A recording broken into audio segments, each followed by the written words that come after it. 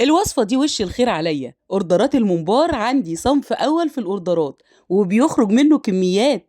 ازاي تعمليه مش مكتوم، طري والرز مفلفل في نفس الوقت؟ بجد احلى طريقة للممبار المصري بالخلطة الجبارة. واول ما تقولي يا محشي او يا ممبار، اول حاجة تعمليها تغسلي الرز وتحطيه في المصفى، كمان الخضرة تغسليها وتحطيها في مصفى.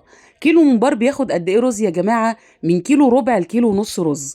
هنزل عليه كده بثلاث بصلات مبشورين، وكمان قرنين فلفل حامي شطة، والفلفل المفروم ده أساس الطعم وبيودي الممبار في حتة تانية. دلوقتي هنزل بالخضرة اللي هي شبت وكزبرة وبقدونس، وأنا بحب أزود الخضرة في الممبار.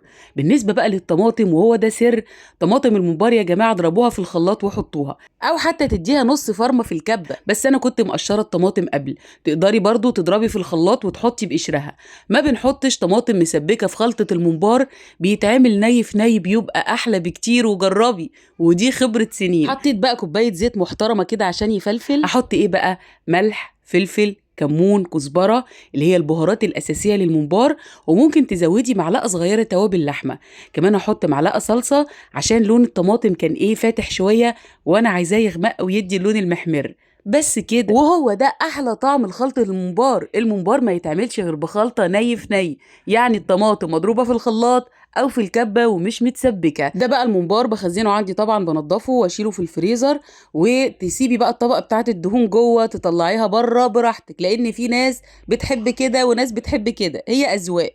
لكن بصي بقى الطريقة عشان تطلع الصوابع كلها زي بعض كده. بتقطعي اول صابع وتبتدي تكري الشريط كده كله حجم بعضه. اظن واضح الطريقه. الممبار يا جماعه ملح وليمون وبلاش خل عشان ما يتهريش، واجروا دي بقى بظهر السكينه كده، وهي دي طريقه ستي وستك. سيبك من كل طرق التنظيف اللي طالعه دي.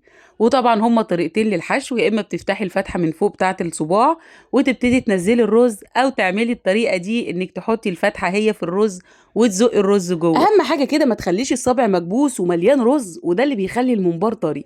انك تخلي الرز مهوي وفيه نسبه من السوائل، ما تعصريش الصلصه بتاعه الطماطم.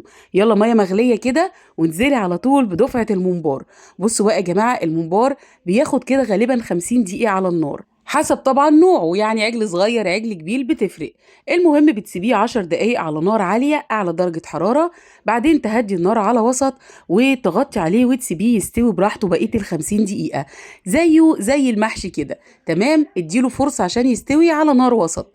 وبعد كده بقى بنجيب المصفى، شايفين ما شاء الله ولا حاجه فرقعت ولونه زي الفل، ولا بنحط حاجه على الميه خالص. في ناس بقى تروح حاطه بصل ومملحه وحاطه توابل، لا لا لا، الميه بتاعته اوعي تحطي فيها اي حاجه. شايفين هي اصلا بتبقى تحفه من غير ما نضيف اي حاجه. سيبيه بقى يتصفى كويس في المصفى قبل التحمير، عشان مش عايزين اي خسائر في ايدينا ووشنا، ربنا يسترها.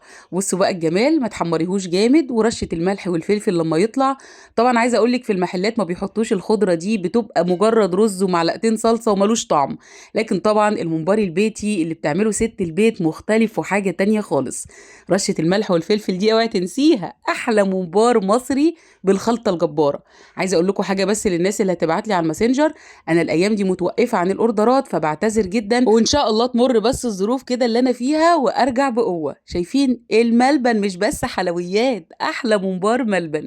حبايب قلبي بحبكم في الله، متابعتكم شرف ليا. كان معاكي شيماء محمد، والسلام عليكم.